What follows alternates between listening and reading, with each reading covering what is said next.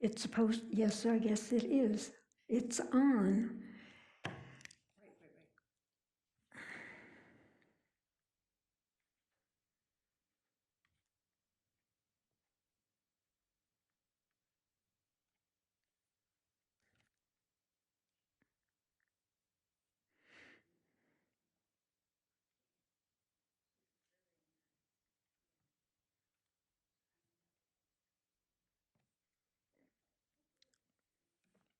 Hello, everybody. Um, my name's Lynn, and I'm going to read you the short, very short story, not very short, but shortish story, By the Waters of Babylon by Stephen Vincent Benet. This story was written before the start of the atomic bomb things. And it's been noted that it's as if Stephen Vincent Benet knew what was coming down the pike. And so there are things that now when we read it, they're sort of like, oh, well, that's, that's not a surprise. And I read this story when I was in high school, and I've remembered it since then. And it made a very big impression on me because I was in that generation that did air raid drills and, going under the seat. And in the school that I went to, we on occasion had to line up in the halls, and we were told that we had to do that because the bodies would fall sort of, like dominoes, and it would be much easier for them to be taken away that way. I can remember listening for planes overhead and wondering if that was going to be one of the ones. Anyway, so I remember this story for a very long time, and I think we may not have atomic energy, atomic bomb plans now, but I think there are definitely other kinds of Holocaust kinds of plans that are getting worked on. So I don't think it's an anachronistic story, and I hope that you will enjoy it. Also, I mean, enjoy it, you know how I mean.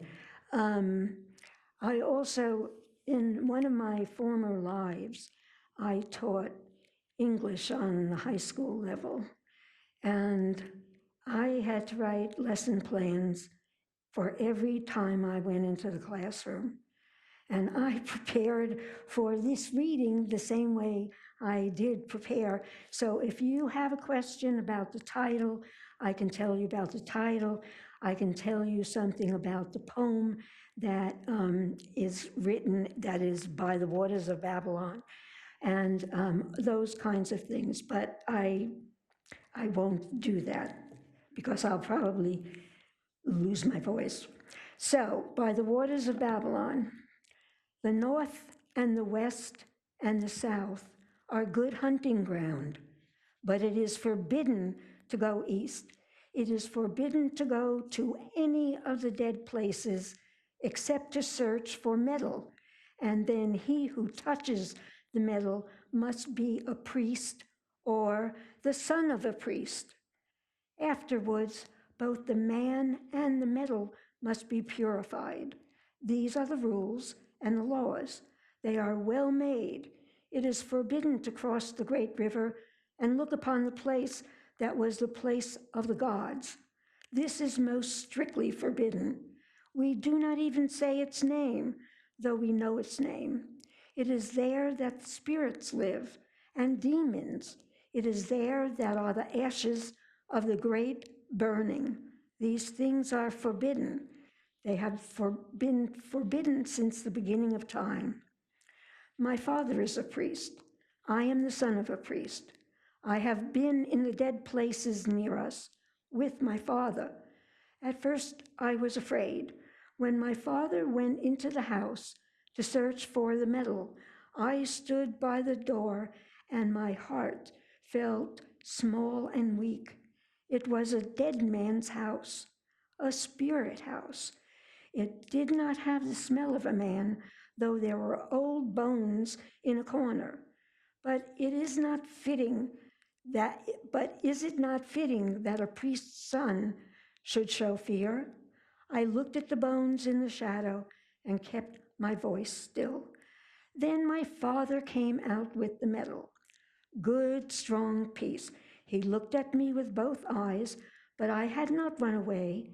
He gave me the medal to hold. I took it and did not die. So he knew that I was truly his son and would be a priest in my time. That was when I was very young. Nevertheless, my brothers would not have done it, though they are good hunters. After that, they gave me the good piece of meat and the warm corner of the fire. My father watched over me. He was glad that I should be a priest. But when I boasted or wept without a reason, he punished me more strictly than my brothers. That was right. After a time, I myself was allowed to go into the dead houses and search for metal. So I learned the ways of those houses, and if I saw bones, I was no longer afraid. The bones are light and old. Sometimes they will fall into dust when you touch them, but that is a great sin. I was taught the chants and the spells. I was taught how to stop the running of blood from a wound and many secrets. A priest must know many secrets. That was what my father said. If the hunters think we all do things by chants and spells, they may believe so. It does not hurt them. I was taught how to read in the old books and how to make the old writings. That was hard and took a long time. My knowledge made me happy. It was like a fire in my heart. Most of all, I liked to hear of the old days and the stories of the gods. I asked myself many questions that I could not answer, but it was good to ask them. At night, I would lie awake and listen to the wind.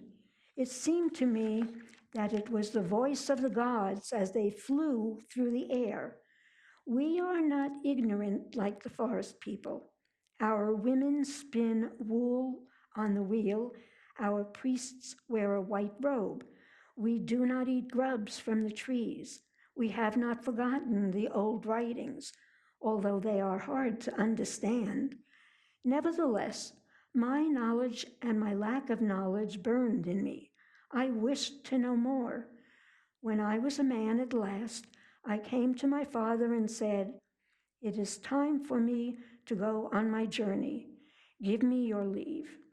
He looked at me for a long time, stroking his beard, and then he said at last, "Yes, it is time."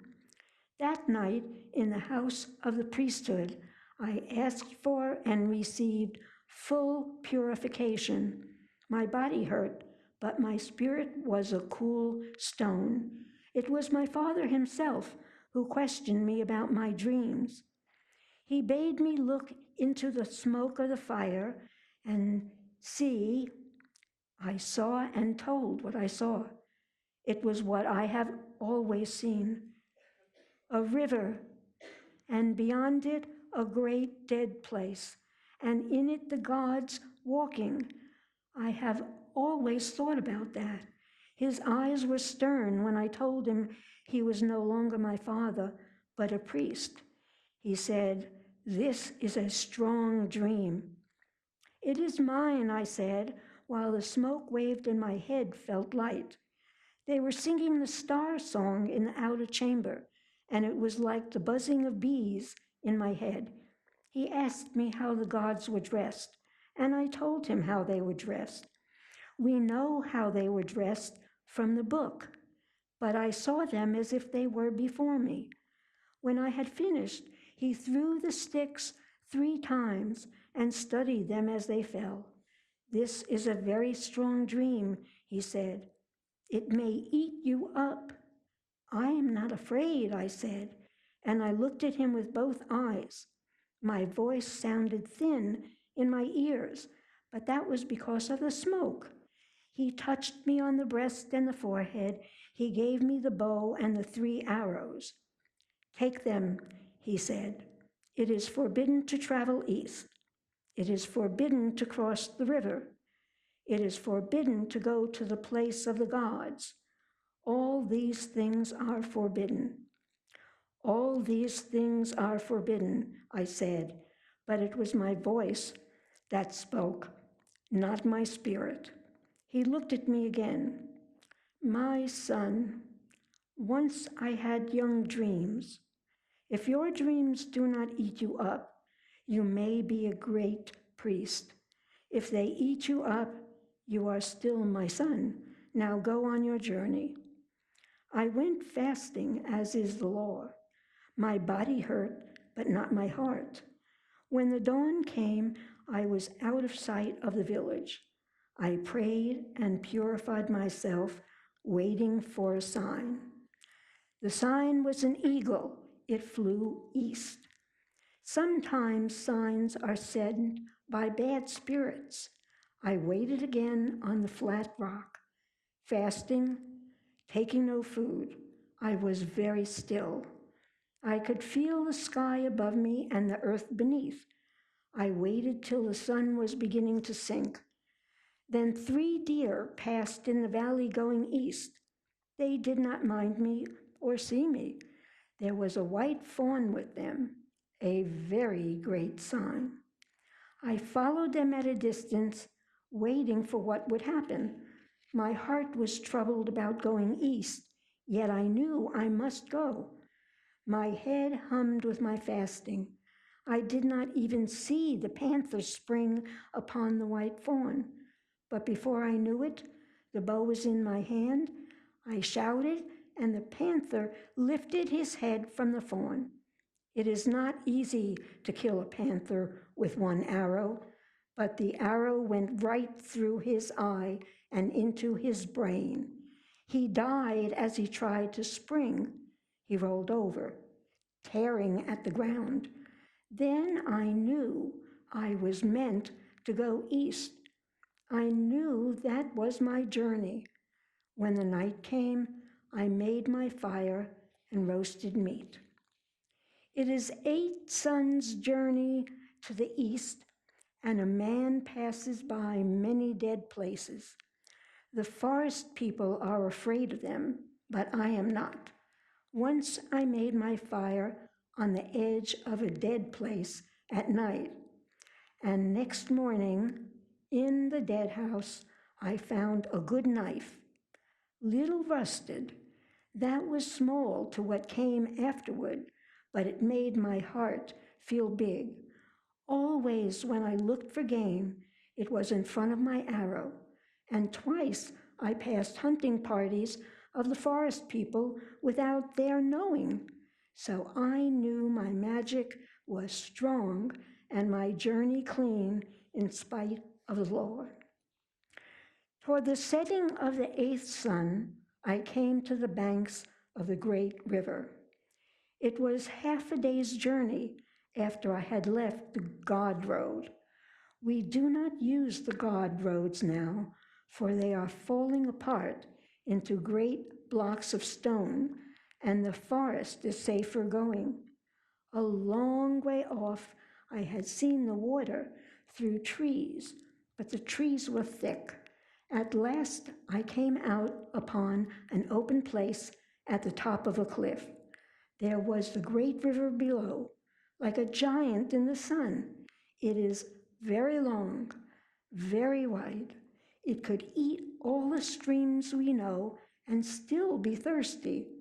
Its name is Ao Dis Sun, the secret and the long. No man of my tribe had seen it, not even my father the priest. It was magic, and I prayed. I'll give you a little tidbit. The that river is the Hudson.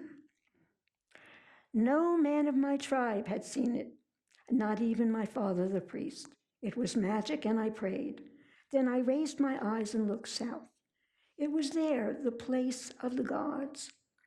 How can I tell what it was like?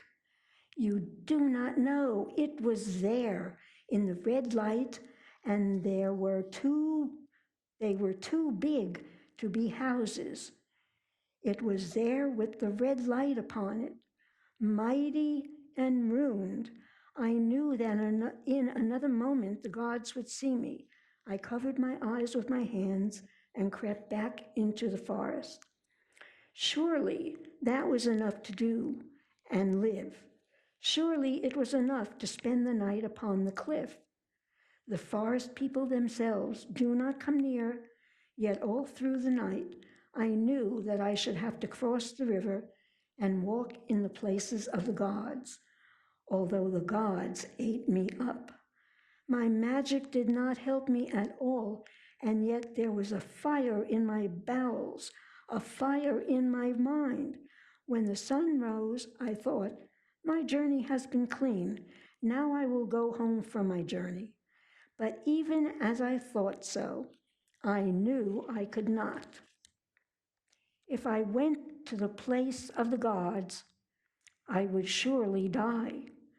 But if I did not go, I could never be at peace with my spirit again. It is better to lose one's life than one's spirit if one is a priest and the son of a priest. Nevertheless, as I made the raft, the tears ran out of my eyes. The forest people could have killed me without fight if they had come upon me then, but they did not come. When the raft was made, I said the sayings for the dead and painted myself for death. My heart was cold as a frog, and my knees like water, but the burning in my mind would not let me have peace. As I pushed the raft from the shore, I began my death song. I had the right. It was a fine song.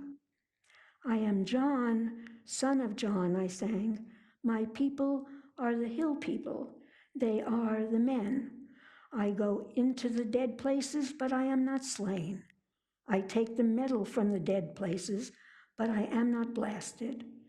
I travel upon the God roads, and I am not afraid. I have killed the panther. I have killed the fawn. I have come to the great river. No man has come there before. It is forbidden to go east, but I have gone. Forbidden to go on the great river, but I am there. Open your hearts, you spirits, and hear my song. Now I go to the place of the gods. I shall not return. My body is painted for death, and my limbs weak, but my heart is as big as I go to the place of the gods. All the same, when I came to the place of the gods, I was afraid. Afraid. The current of the great river is very strong. It gripped my raft with its hands. That was magic, for the river itself is wide and calm. I could feel evil spirits about me. I was swept down the stream. Never have I been so much alone. I tried to think of my knowledge, but it was a squirrel's heap of winter nuts. There was no strength in my knowledge anymore, and I felt small and naked as a new hatched bird, alone upon the great river, the servant of the gods. Yet, after a while, my eyes were opened, and I saw. I saw both banks of the river. I saw that once there had been God roads across it. though now they were broken and fallen like broken vines.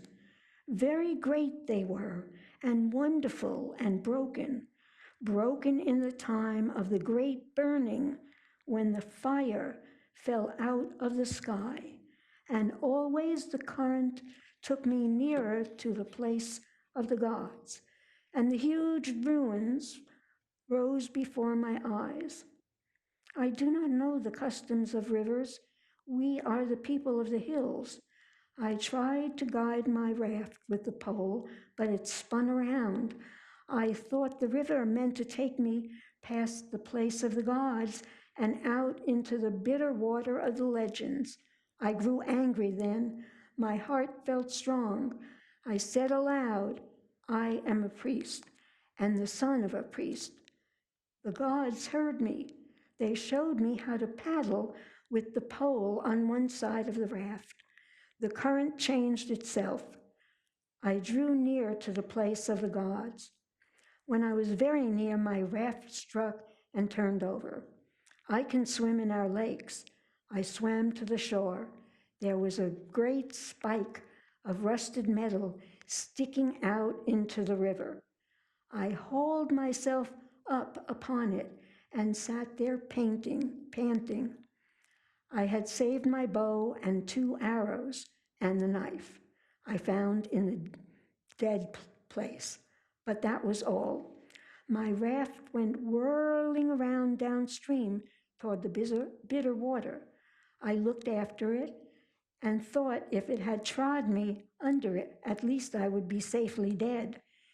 Nevertheless, when I had dried my bowstring and restrung it, I walked forward to the place of the gods. It felt like ground underfoot. It did not burn me. It is not true what some of the tales say, that the ground there burns forever, for I have been there. Here and there were the marks and stains of the great burning. On the ruins, that is true, but they were old marks and old stains. It is not true either what some of our priests say, that it is an island covered with fogs and enchantments. It is not. It is a great dead place, greater than any dead place we know. Everywhere in it there are God roads, though most are cracked and broken. Everywhere there are the ruins of the high towers of the gods. How shall I tell what I saw? I went carefully, my strung bow in my hand, my skin ready for danger. There should have been wailings of spirits and the shrieks of demons, but there were not. It was very silent and sunny where I had landed. The wind and the rain and the birds that dropped seeds had done their work. The grass grew in the cracks of the broken stone. It is a fair island. No wonder the gods built there. If I had come there, a god, I also would have built. How shall I tell what I saw? The towers are not all broken. Here and there one still stands, like a great tree in a forest. And the birds nest high, but the towers themselves look blind, for the gods are gone. I saw a fish hawk catching a fish in the river. I saw a little dance of white butterflies over a great heap of broken stones and columns. I went there and looked about me. There was a carved stone with cut letters, broken in half. I can read letters, but I could not understand these. They said UBTREAS.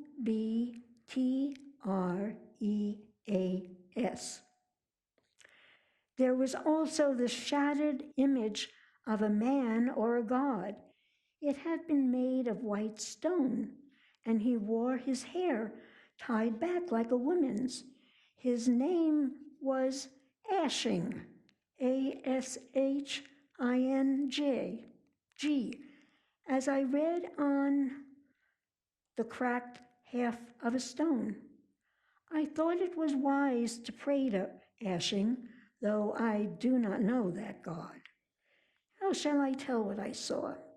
There was no smell of man left, on stone or metal, nor were there many trees in that wilderness of stone. There are many pigeons nesting and dropping in the towers. The gods must have loved them, or perhaps they used them for sacrifices. There are wild cats that roam the roads, green eyed, unafraid of man. At night they wail like demons, but they are not demons. The wild dogs are more dangerous, for they hunt in a pack. But them I did not meet till later.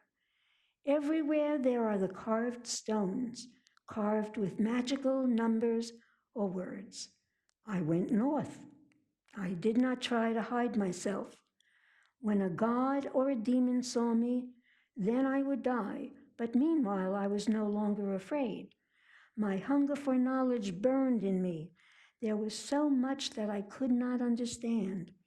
After a while, I knew that my belly was hungry. I could have hunted for my meat, but I did not hunt. It is known that the gods did not hunt as we do.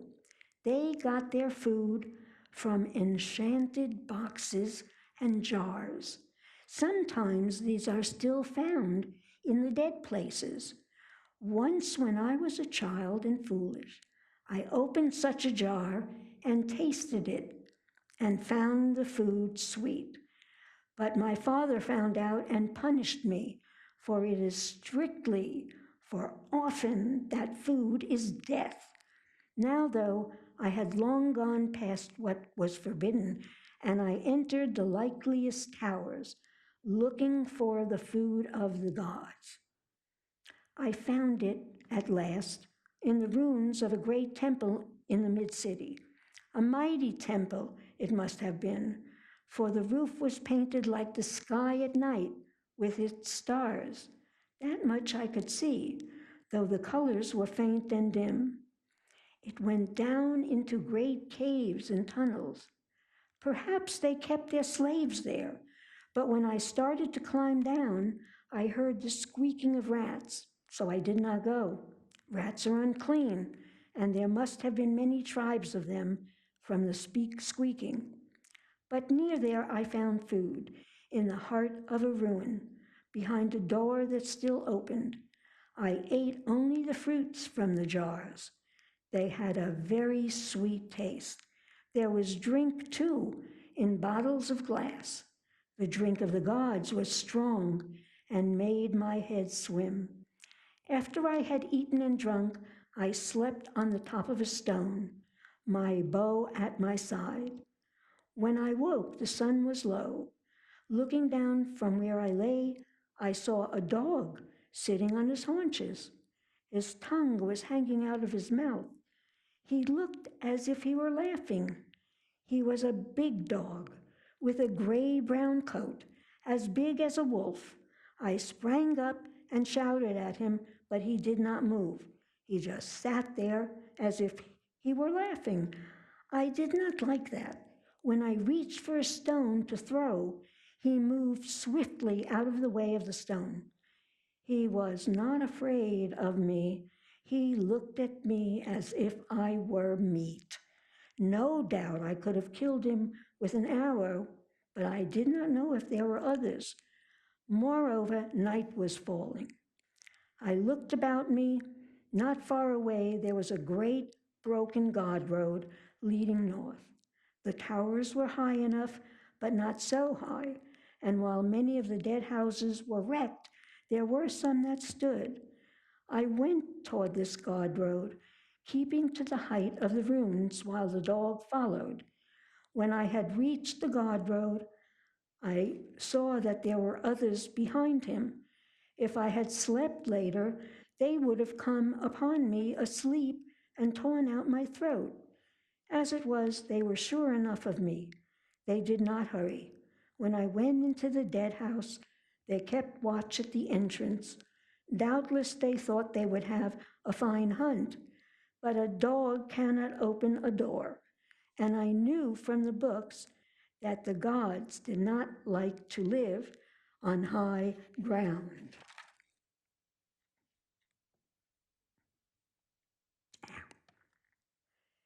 Now I will tell what is very strong magic. I woke in the middle of the night. When I woke, the fire had gone out and was cold. It seemed to me that all around me there were whisperings and voices. I closed my eyes to shut them out. Some will say that I slept again, but I do not think that I slept. I could feel the spirits drawing my spirit out of my body as a fish is drawn on a line. Why should I lie about it? I am a priest and the son of a priest. If there are spirits, as they say, in the small dead places near us, what spirits must there not be in that great place of the gods? And would they try to speak after such long years? I know that I felt myself drawn as a fish is drawn on a line. I had stepped out of my body. I could see my body asleep in front of the cold fire, but it was not I. I was drawn to look out upon the city of the gods. It should have been dark, for it was night, but it was not dark. Everywhere there were lights, lines of lights, circles and blurs of lights. 10,000 torches would not have been the same. The sky itself was a light. You could barely see the stars for the glow in the sky. I thought to myself, this is strong magic, and trembled. There was a roaring in my ears like the rushing of rivers. Then my eyes grew used to the light and my ears to the song. I knew that I was seeing the city as it had been when the gods were alive. And that was a sight indeed. Yes, that was a sight. I could not have seen it in the body. My body would have died. Everywhere went the gods, on foot and in chariots. There were gods beyond number and counting, and their chariots blocked the streets. They had turned night to day for their pleasure. They did not sleep with the sun. The noise of their coming and going was the noise of the many waters. It was magic what they could do. It was magic what they did. I looked out of another window. The great vines of their bridges were mended, and God roads went east and west. Restless, restless were the gods, and always in motion. They burrowed tunnels under rivers. They flew in the air. With unbelievable tools, they did giant works. No part of the earth was safe from them, for if they wished for a thing, they summoned it from the other side of the world. And always, as they labored and rested, as they feasted and made love, there was a drum in their ears, the pulse of the giant city, beating and beating like a man's heart. Were they happy? What is happiness to the gods? They were great. They were mighty. They were wonderful and terrible. As I looked upon them and their magic, I felt like a child. But a little more, it seemed to me, and they would pull down the moon from the sky. I saw them with wisdom beyond wisdom and knowledge beyond knowledge. And yet not all they did was well done. Even I could see that. And yet their wisdom could not grow until all was peace. Then I saw their fate come upon them, and that was terrible past speech. It came upon them as they walked the streets of their city. I have been in the fights with the forest people. I have seen men die, but not like this. When gods war with gods, they use weapons we do not know. It was fire falling out of the sky and a mist that poisoned. It was the time of the great burning and the destruction. They ran about like ants in the streets of their city. Poor gods, poor gods. Then the towers began to fall. A dead place. For many years, the poison was still in the ground. I saw it happen. I saw the last of them die. It was darkness over the broken city, and I wept. All this I saw. I saw it as I have told it, though not in the body. When I woke in the morning, I was hungry, but I did not think first of my hunger, for my heart was perplexed and confused. I knew the reason for the dead places, but I did not see why it had happened. It seemed to me it should not have happened with all the magic they had. I went through the house looking for an answer. There was so much in the house I could not understand, and yet I am a priest and the son of a priest. It was like being on one side of the great river at night with no light to show the way. Then I saw the dead God. He was sitting in his chair by the window in a room I had not entered before, and for the first moment I thought that he was alive. Then I saw the skin on the back of his hand. It was like dry leather. The room was shut, hot and dry. No doubt that had kept him as he was. At first, I was afraid to approach him. Then the fear left me. He was sitting looking out over the city. He was dressed in the clothes of the gods. His age was neither young nor old. I could not tell his age, but there was wisdom in his face and great sadness. You could see that he would not have run away. He had sat at his window watching the city die. Then he himself had died. But it is better to lose one's life than one's spirit. And you could see from the face that his spirit had not been lost. I knew that if I touched him, he would fall into dust, and yet there was something unconquered in the face. That is all of my story. For then I knew he was a man. I knew then that they had been men, neither gods nor demons. It is a great knowledge, hard to tell and believe. They were men. They went a dark road, but they were men. I had no fear after that. I had no fear going home, though twice I fought off the dogs, and once I was hunted for 2 days by the forest people. When I saw my father again, I prayed and was purified. He touched my lips and my breast, and he said, "You went away a boy, you come back a man and a priest." I said, "Father, they were men. I have been in the place of the gods and seen it. Now slay me if it is the law, but still I know they were men." He looked at me out of both eyes. He said, "The law is not always the same shape. You have done what you have done. I could not have done it in my time, but you come after me. Tell." I told and he listened. After that, I wished to tell all the people, but he showed me otherwise. He said, "Truth is a hard deer to hunt. If you eat too much truth at once, you may die of the truth." It was not idly that our fathers forbade the dead places. He was right. It is better that the truth should come little by little. I have learned that being a priest. Perhaps in the old days they ate knowledge too fast. Nevertheless, we make a beginning.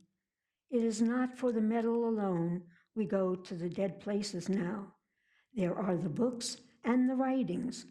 They are hard to learn, and the magic tools are broken, but we can look at them and wonder. At least we make a beginning. And when I am chief priest, we shall go beyond the great river. We shall go to the place of the gods, the place New York, not one man, but a company. We shall look for the images of the gods and find the god Ashing and the others, the gods Lincoln and Biltmore and Moses. But they were men who built the city, not gods or demons. They were men. I remember the dead man's face. They were men who were here before us. We must build again. The end.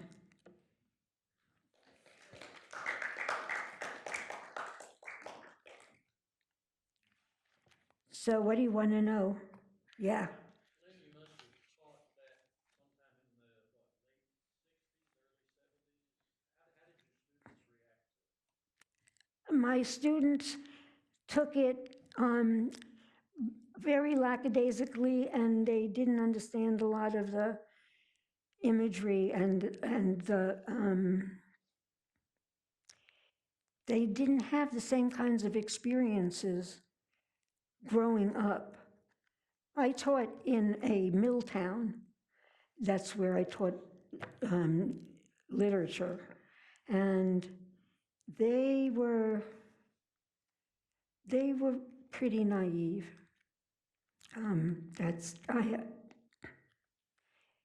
They were wonderful to teach, but they were pretty naive.